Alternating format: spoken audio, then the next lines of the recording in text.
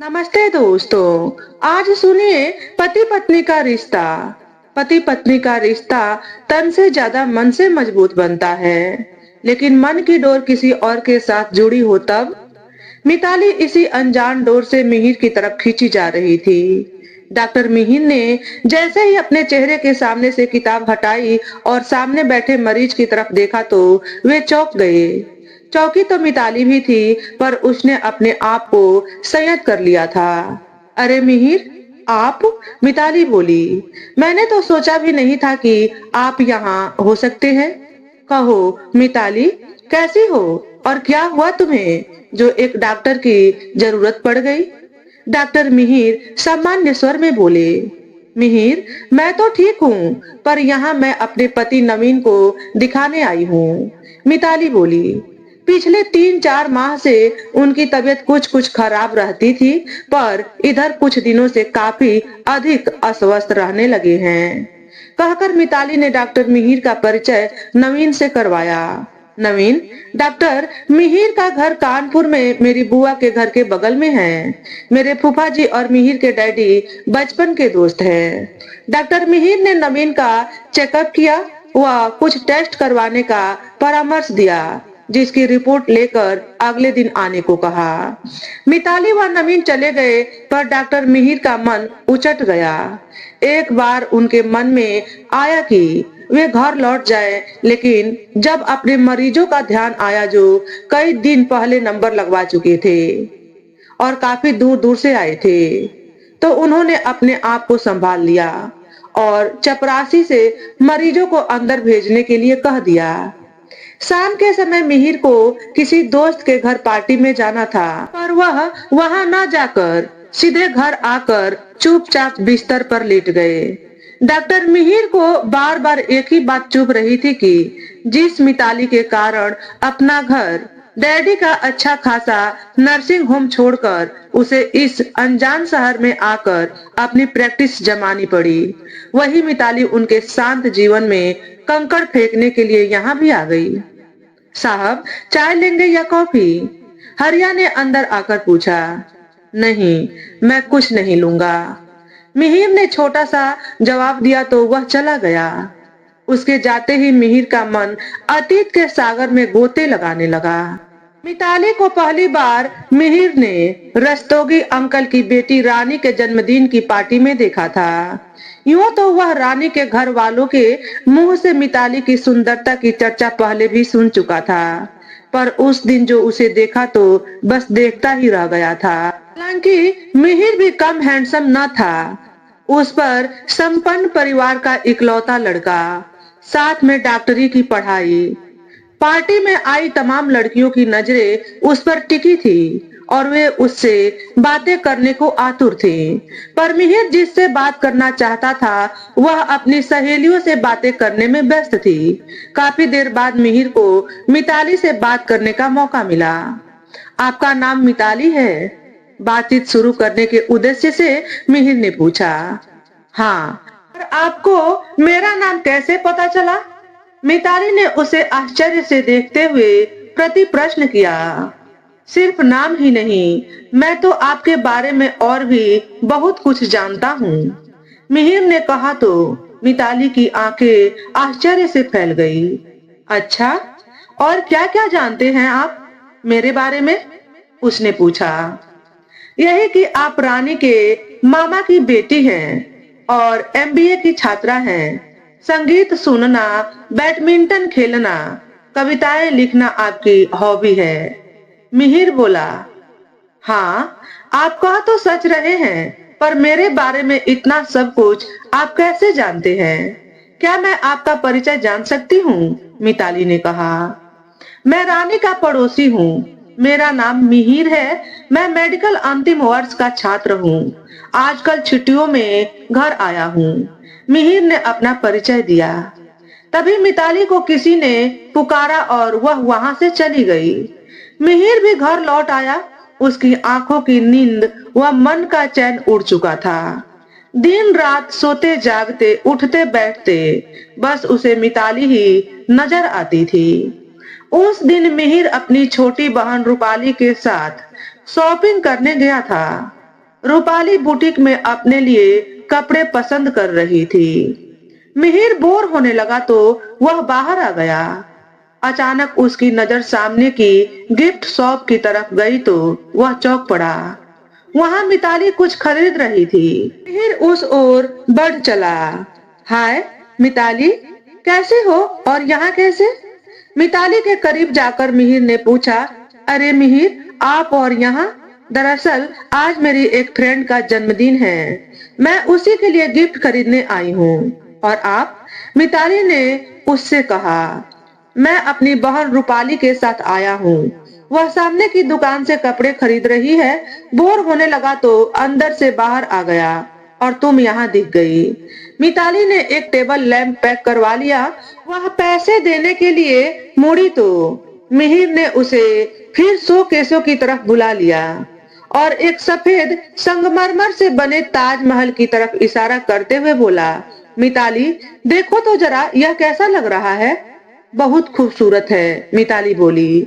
मिहिर ने सोचा क्यों न वह अपने प्यार का इजहार मिताली को यह सुंदर उपहार देकर करे। यह सोचकर उसने वह ताजमहल और साथ में एक खूबसूरत पत्थर का बना कीमती ब्रेसलेट भी खरीद लिया। तभी मिहिर को ढूंढते हुए वहां रूपाली भी आ गई और मिताली को देखकर उससे बातें करने लगी। मिहिर मन ही मन खुश हुआ कि चलो वह सफाई देने से बच गया, वरना न जाने कितनी देर तक उसकी छोटी बहन उससे सिर्फ इसलिए लड़ती कि वह उसे बिना बताए क्यों चला आया। अच्छा, अब मैं चलती हूँ, घड़ी की तरफ नजर डालते हुए मिताली बोली। मिताली, हमारे साथ ही चलो ना। मुझे मेरी दोस्त के घर छोड़कर मिहिर भैया तुम्हें तुम्हारे घर छोड़ देंगे। रूपाली के इस आग्रह को मिताली टाल न सकी और उसके साथ चल दी। रूपाली को उसकी दोस्त के घर छोड़कर मिहिर ने एक रेस्तरा के सामने गाड़ी रोक दी और मिताली से बोला, चलो कॉफी पीकर घर चलेंगे। मिहिर, देर हो जाएगी और अभी मुझे अपनी फ्रेंड के घर भी जाना है। मिताली, ज्यादा देर नहीं लगेगी, प्लीज चलो ना। मिहिर के इस आग्रह को मिताली मान गई। दोनों कोने की एक खाली टेबल पर आकर बैठ गए। मिहिर यह सोचकर अपने दिल की बात नहीं कह पा रहा था कि यह उन दोनों की दूसरी मुलाकात है और मिताली कहीं उसे सड़क छाप आशिक न समझ ले। मिहिर, आपने वह ब्रेसलेट रूपाली को नहीं दिया?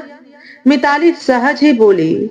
मिताली, मिहिर बोला, मैंने वह ब्रेसलेट और ताजमहल उस लड़की के लिए खरीदा है जिसे मैं बहुत प्यार करता हूँ और शादी भी करना चाहता हूँ। पर पर क्या मिहिर? पर मिताली, वह मुझे प्यार करती है या नहीं यह मैं नहीं जानता। तो क्या अभी तक आपने अपने दिल की बात उस लड़की से नहीं कही? मिताली ने कॉफी का आखिरी घूंट भरते हुए पूछा। नहीं, डरता हूँ कहीं वह नाराज न हो जाए। वैसे तुम बताओ मिताली, क्या वह लड़की मेरा प्रेम स्वीकार कर लेगी? मैं क्या बताऊं मिहिर, पता नहीं उस लड़की के दिल में आपके प्रति क्या है। अच्छा, अब हमें चलना चाहिए। मिताली उठ खड़ी हुई। मिहिर ने मिताली को उसके घर छोड़ दिया और जब तक वह अंदर नहीं चली गई तब तक उसे देखता रहा। दूसरे दिन मिताली से मिलने मिहिर उसके घर गया तो पता चला कि वह अपनी सहेलियों के साथ सुबह ही एक हफ्ते के लिए शिमला घूमने गई है। मिहिर निराश लौट आया। मिताली के वापस आने से पहले ही मिहिर की छुट्टियां समाप्त हो गई और वह वापस हॉस्टल चला गया। अब मिहिर जब भी खाली होता उसके कानों में मिताली की खनकती हंसी गूंजती रहती। वह यह सोचकर अपने मन को समझा लेता कि इस बार घर लौटेगा तो अपने दिल की बात मिताली से जरूर कह देगा। इंतजार की घड़ी कितनी लंबी हो, खत्म होती ही है। आखिर मिहिर की परीक्षाएं समाप्त हो गई और उसी दिन वह घर के लिए चल पड़ा। मिहिर जब घर पहुंचा तो शाम का धुंधलका छाने लगा था। उसे देख रूपाली खुश होती हुई बोली, भैया, आप बड़े ही ठीक मौके पर आए हैं। मुझे मिताली के घर तक जाना है, आप गाड़ी से छोड़ देंगे क्या? मिताली का नाम सुनते ही मिहिर के शरीर में बिजली सी दौड़ गई। वह बोला, हाँ, मैं थका नहीं हूँ, बस एक कप कॉफी पीकर चलता हूँ। रूपाली को कॉफी लाने के लिए बोलकर मिहिर तैयार होने चला गया। तैयार होते समय वह मन ही मन सोच रहा था कि आज वह मिताली से अपने प्यार का इजहार कर ही देगा। चलते वक्त उसने वह ताजमहल और ब्रेसलेट भी ले लिया, जो वह संभाल कर घर में रख गया था। रास्ते भर रूपाली मिहिर से उसके दोस्तों और हॉस्टल के बारे में बातें करती रही। मिहिर भी उसके हर सवाल का जवाब दे रहा था। मिताली का घर बिजली की रंग बिरंगी झालरों से जगमगाता देखकर मिहिर ने छोटी बहन से पूछा, रूपाली, क्या आज मिताली के घर पर कोई फंक्शन है? हाँ भैया, मैं तो आपको बताना ही भूल गई कि आज मिताली की सगाई है। कहकर रूपाली गाड़ी से उतरकर आगे बढ़ गई और जाते जाते कह गई कि गाड़ी पार्क कर आप भी आ जाना। मिहिर को लगा जैसे उसकी आंखों के आगे अंधेरा छा रहा है। वह वहां ठहर न सका और उसी क्षण वापस लौट आया। उसके तमाम सपने शीशे की तरह टूट गए थे, जो लगभग 1 साल से मिताली को लेकर देखता आया था। मिहिर ने अंत में वह शहर छोड़ने का फैसला कर लिया। उसके डैडी ने समझाने की बहुत कोशिश की, लेकिन मिहिर को वह शहर हर पल सूल की तरह चुभता था। सो उसने कानपुर छोड़कर इस शहर में आकर अपनी प्रैक्टिस जमाई। साहब, खाना तैयार है, लगा दूं? हरिया ने आकर उससे पूछा तो मिहिर की तंद्रा भंग हुई और वह जैसे सपने से जाग गया। नहीं, मुझे भूख नहीं है, तुम खा लो।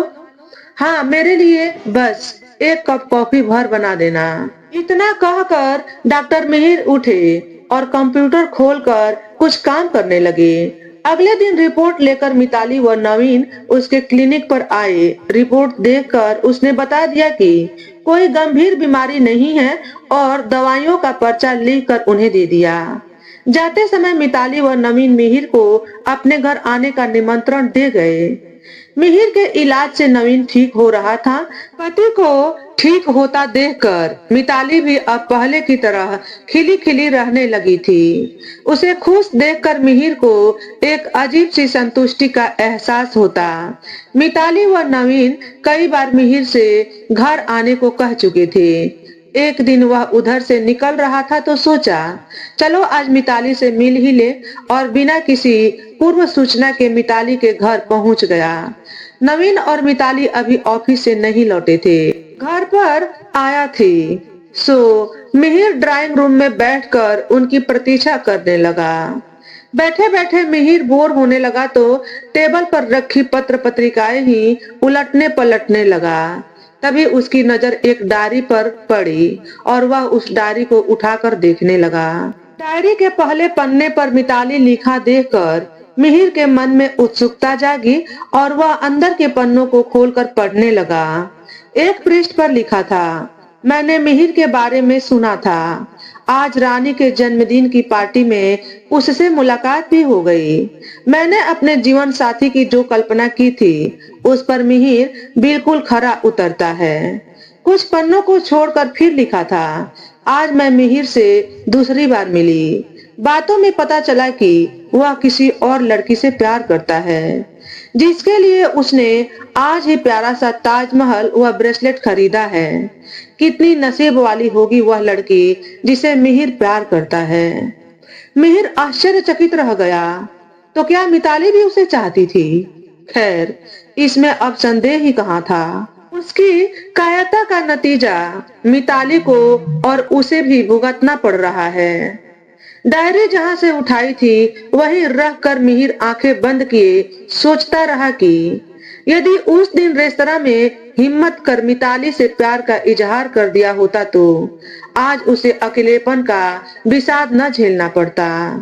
अरे मिहिर, आप अचानक बिना पूर्व सूचना दिए? मिताली कमरे में घुसती हुई बोली।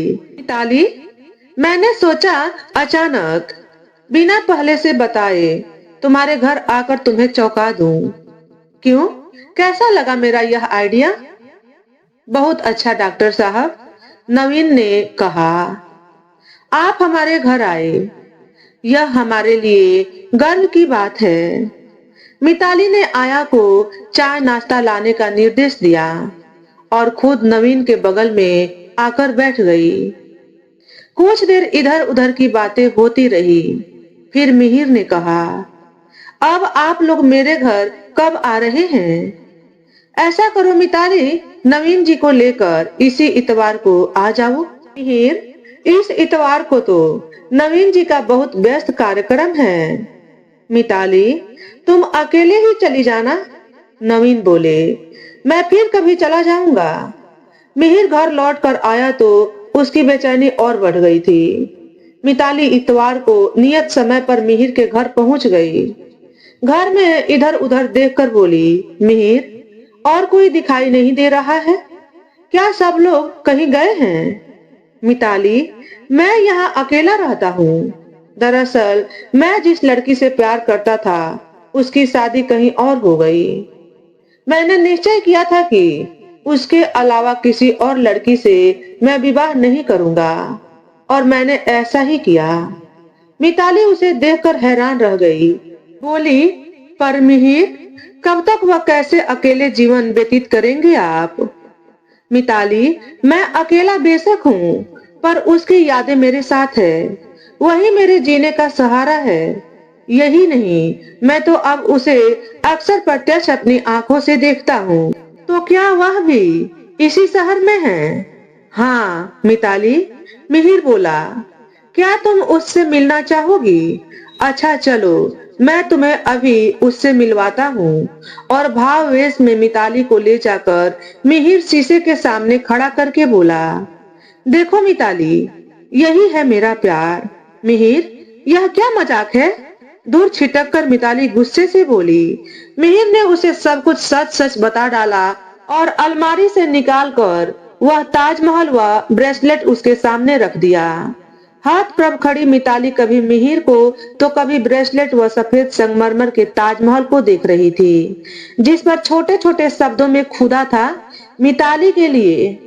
मिताली एक अजीब दुविधाजनक स्थिति लिए घर लौटी थी। एक तरफ नवीन था जिसके नाम का मंगलसूत्र उसके गले में पड़ा है। दूसरी तरफ मिहिर, जिसके प्यार का अंकुर कभी उसके मन में फूटा था, किंतु वह फूल पुष्पित न हो सका और आज इतने सालों बाद न जाने कैसे अनायास ही उसमें कोपले निकलने लगी।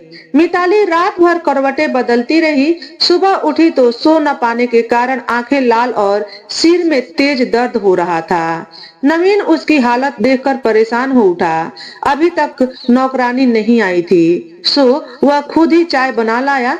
मिताली, शायद तुम्हारी तबीयत ठीक नहीं है। चाय का प्याला उसकी तरफ बढ़ाते हुए नवीन बोला, तैयार हो जाओ, मैं ऑफिस चलते समय तुम्हें डॉक्टर मिहिर को दिखा दूंगा। मिहिर के क्लिनिक में काफी भीड़ थी, सो नवीन मिताली को छोड़कर ऑफिस चला गया। मिताली का जब नंबर आया तो दोपहर हो चुकी थी। मिहिर ने मिताली की जांच की, कुछ दवाएं दी और बोला, चलो आज हम दोनों बाहर लंच करते हैं। आज मिताली बिना किसी विरोध के मिहिर के साथ चल दी। दोनों ने होटल में खाना खाया, बातें की, फिर मिताली घर लौट आई और मिहिर क्लिनिक लौट गया। मिताली का साथ मिहिर को आनंदित करता, उसमें नए उत्साह का संचार हो जाता। मिताली को भी मिहिर का साथ सुखद लगता। अब वे हमेशा मिलते रहते। उस दिन दोपहर से ही आसमान में बादल सूरज के साथ आंख मिचौली कर रहे थे। मिताली को बादलों वाले मौसम में बाहर घूमने में बड़ा मजा आता था, सो दफ्तर से जल्दी घर लौट आई और फिर शाम को तैयार होकर वह मिहिर से मिलने क्लिनिक चल दी। मिहिर भी क्लिनिक से निकलने की तैयारी कर रहा था। दोनों गाड़ी में बैठकर मिहिर के घर आ गए। मिताली, कितना अच्छा लगता है जब तुम साथ होती हो। मिहिर उसकी आंखों में झांकते हुए बोला, कभी कभी सोचता हूँ कि यहाँ आकर मैंने कितना अच्छा किया। यदि यहाँ न आता तो तुम शायद कभी न मिलती। मिहिर, यदि आपने अपने दिल की बात तभी मुझसे कह दी होती तो आज आपको यूं अकेला जीवन व्यतीत न करना पड़ता। हाँ मिताली, तुम ठीक कहती हो, पर क्या हम अपनी गलती सुधार नहीं सकते? मिहिर, कुछ गलतियां ऐसी होती हैं जो कभी सुधारी नहीं जा सकती। अच्छा, अब मैं चलती हूँ, काफी देर हो गई। कॉफी का खाली कप मेज पर रखती हुई मिताली बोली। मिताली बाहर निकली, किंतु तेज बारिश शुरू हो गई थी। उसने सोचा कि वह निकल जाए, पता नहीं कब बारिश बंद हो, किंतु इतने खराब मौसम में मिहिर ने उसे जाने नहीं दिया। उसने कहा कि बारिश बंद हो जाएगी तो वह खुद उसे छोड़ आएगा। आज जैसे कुदरत भी उन्हें मिलाने को तैयार थी। मिताली की बुद्धि ने भावनाओं के ज्वार के सामने हथियार डाल दिए। उन्हें उचित अनुचित का भी ध्यान न रहा। मिहिर के प्रति मिताली के मन में निकली प्रेम की कोपलों ने आखिर उस रेशमी डोर को काट ही डाला, जिससे मिताली नवीन के साथ बंधी थी। सुबह बारिश रुकी तो मिताली घर आई, पर उसके दिल में एक अपराध बोध था कि उसने ऐसा क्यों किया, पर वह भी क्या करती। मिहिर की आवाज कानों में पड़ते ही या उसके सामने रहते हुए उसे अपनी सुध ही कहाँ रहती है, जो वह सही गलत का फैसला कर पाती। अरे मिताली, तुम रात भर कहाँ थी? नवीन बेचैन होकर बोले। मैं पूरी रात तुम्हें लेकर परेशान होता रहा। नवीन, कल शाम को मैं डॉक्टर मिहिर के क्लिनिक दवा लेने गई थी। लौटते समय एक सहेली के यहाँ चली गई। मैं तो बारिश में ही आ रही थी, पर उसने यह कहकर आने नहीं दिया कि इस बरसात में जाकर तुम अपनी तबीयत और खराब करोगी क्या। मिताली, आज शाम की ट्रेन से सीमा दीदी 3-4 दिनों के लिए यहाँ आ रही हैं। रात में जीजा जी का फोन आया था। कोई चीज मंगानी हो तो बता देना, दोपहर में मैं किसी से भिजवा दूंगा, नवीन ने कहा। मिताली ने सामान की सूची नवीन को दे दी। करीब हफ्ते भर रहकर सीमा दीदी वापस चली गई। तब मिताली ऑफिस गई और फिर वहां से मिहिर के घर चली गई। मिताली को देखते ही मिहिर बोला, अरे तुम कहाँ थी? न घर आई न ही फोन किया। कहीं तुम उस दिन की घटना से नाराज तो नहीं हो? मिताली कुछ बोली नहीं। उसने मिहिर का माथा छूकर देखा तो वह तप रहा था। अपने प्रति इतनी लापरवाही ठीक नहीं है मिहिर। आप सबका इलाज कर सकते हैं, अपना नहीं। मीठी झिड़की देते हुए मिताली बोली। मिताली, मेरी बीमारी सिर्फ तुम ही दूर कर सकती हो। अकेलेपन की यह पीड़ा अब मैं और बर्दाश्त नहीं कर सकता, न तन से न मन से। तुम मेरे जीवन में आ जाती तो जीने की राह आसान हो जाती। अपने दिल की बात मिहिर ने मिताली के समक्ष जाहिर कर दी। मिहिर, क्या नवीन को छोड़ देना सही होगा? मिताली ने तर्क पेश किया। मेरे लिए मिताली, सही और गलत क्या है यह मैं नहीं जानता। बस इतना जानता हूँ कि तुम मेरा प्यार हो और नवीन तुम पर थोपा गया है। तुम्हारा व उसका साथ तो मात्र संयोग है। सच ही तो कह रहे हैं मिहिर, मिताली ने सोचा। नवीन के साथ शादी तय करने के बाद ही तो घर वालों ने उसे बताया था, जबकि मिहिर को मैंने पसंद किया था। मेरा पहला प्यार है मिहिर। मिताली, आज तुम्हारी पसंद तुम्हारे सामने है, जिसे अपनाने में तुम्हें संकोच नहीं करना चाहिए। अपनी इच्छा अनुसार जीना हर व्यक्ति का अधिकार है। मिताली, तुम मेरे जीवन में आ जाओ, यही हमारी कायरता का प्रायश्चित होगा। सच, आखिर सारा दोष मिहिर का तो नहीं, वह भी बराबर की दोषी है। यदि मिहिर ने संकोचवश अपने दिल की बात उससे नहीं कही तो उसने भी कहाँ अपने प्यार का इजहार किया था। मिहिर कायर थे तो वही कहाँ हिम्मती थी। नहीं, अब और अकेलेपन की पीड़ा नहीं उठाने देगी। वह मिहिर के जीवन में आकर खुशियां भर देगी। मिताली ने मन ही मन फैसला किया तो मिहिर के प्रति उसके हृदय में सहानुभूति की बाढ़ सी आ गई। मिताली ने फोन उठाया और नवीन का नंबर मिलाकर बोली, नवीन, मैंने एक बार बताया था न कि मैंने किसी से प्यार किया था। वह कोई और नहीं बल्कि डॉक्टर मिहिर है। आज मैंने अपना खोया हुआ प्यार दोबारा पा लिया है। मिताली, तुम यह क्या बहकी बहकी बातें कर रही हो? नवीन बोला, प्लीज जल्दी घर आओ। पति पत्नी के रिश्ते क्या इतने सहज हैं जो तोड़ दिए जाएं? नवीन, मुझे क्या करना है क्या नहीं, अपनी जिंदगी किसके साथ व्यतीत करनी है किसके साथ नहीं, यह मुझसे बेहतर और कौन जान सकता है। मैंने काफी सोच समझकर फैसला लिया है। रही बात कानूनी कार्रवाई की, तो वह हम बाद में पूरी कर लेंगे, कहकर मिताली ने फोन बंद कर दिया। तो दोस्तों, आज के वीडियो में बस इतना ही। अगर हमारे द्वारा बताई गई कहानी थोड़ी सी भी अच्छी लगी हो तो वीडियो को लाइक और शेयर करें। चैनल पर पहली बार आए हो तो चैनल को सब्सक्राइब करके बेल नोटिफिकेशन को ऑल पर सेट कर लें, ताकि आपको ऐसे ही अच्छे अच्छे वीडियो देखने को मिले। हमेशा खुश रहें, हमेशा स्वस्थ रहें। वीडियो देखने के लिए आपका बहुत बहुत धन्यवाद।